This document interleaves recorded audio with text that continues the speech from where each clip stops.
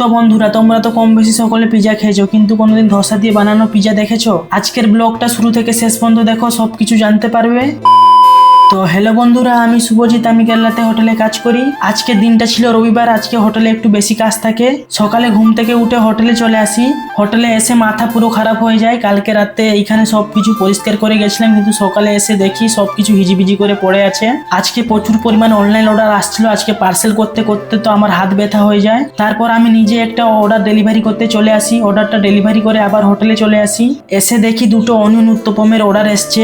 এই ধোসাটা পুরো পিজার মতন দেখতে, তোমরাও দেখো পিজার মতো দেখতে হলেও এটা পেঁয়াজ দিয়ে বানানো হয়। তোমরা আগে কেউ জানতে নাকি আমাকে কমেন্ট করে একটু জানাবে। তো আজকের মতন আমাদের হোটেল বন্ধ হয়ে যায়। তারপর আমি কিছু কেনাকাটার করার জন্য দোকানে চলে আসি। ব্লগটা এখানেই শেষ করছি, দেখা হচ্ছে কালকের ব্লগে। সবাই ভালো থাকবে, সুস্থ থাকবে, টাটা।